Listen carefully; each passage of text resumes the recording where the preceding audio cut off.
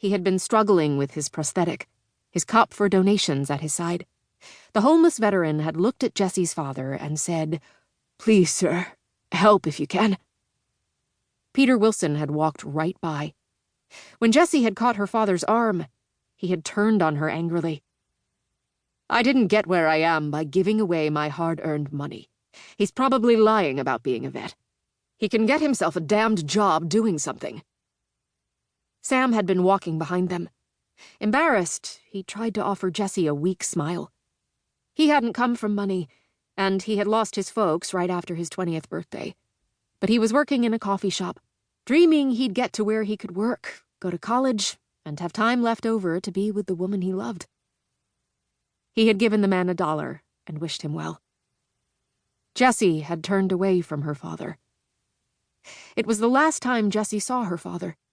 Despite the man's efforts to break her and Sam up, or because of them, Jessie and Sam had eloped. The plan was to both get jobs and finish college through night school. Her father had suspected her pregnancy. He'd wanted her to get over Sam and terminate the baby.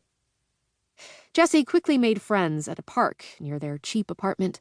They were old flower children, she had told Sam. Old hippies, he'd like to tease in return. But those friends had been happy, and they'd talked to Jessie about the beauty of their commune, far from the crazy greed and speed of the city.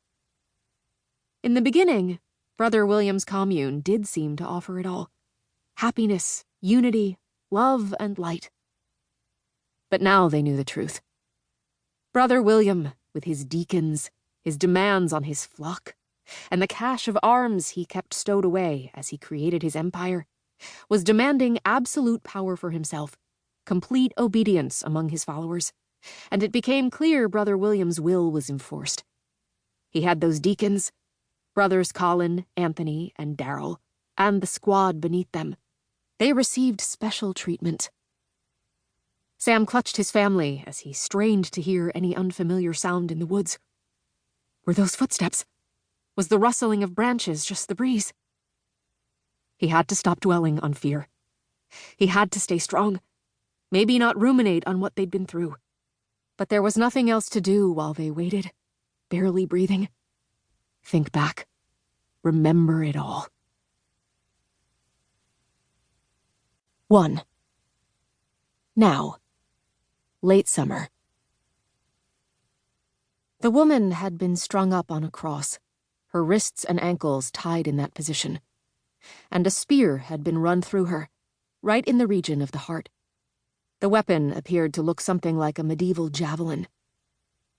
Blood dripped from the body and the stake, only half congealed in the damp heat of the day. Her head hung low in death, and a wealth of dark brown hair fell around her face, tangled and matted with blood. Slashes had been cut through her cheeks, and an eerie mask had been painted on the woman's face, creating a jester's oversized smile and giant red-rimmed eyes. A cloud of insects made a strange buzzing halo around her head. Special Agent Amy Larson absently swatted at one of the flies that had deserted the corpse and was humming near her ear. She was aware somewhere in the back of her mind that she was going to be bitten to pieces by the time she left the crime scene. Amy had been called to several murders during her time with the Florida Department of Law Enforcement, but none so grisly, so gruesome a display. They were almost in the Everglades, but not quite. This stretch of old road had once been the main connection between the extreme south of the state of Florida, Central Florida, and all the way on up to the north and connecting with east-west highways stretching out to either coast.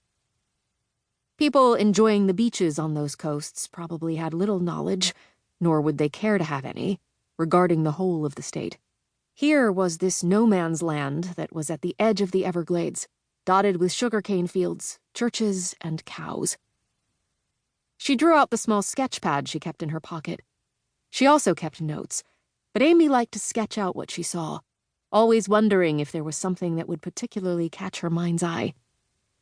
"Hey, Picasso, you know there will be—" "Photographs, yes," she told her partner, Special Agent John Schultz of the Florida Department of Law Enforcement. They'd been partnered for 2 years and worked well together. He was 50 and had been with FDLE for most of his adult life.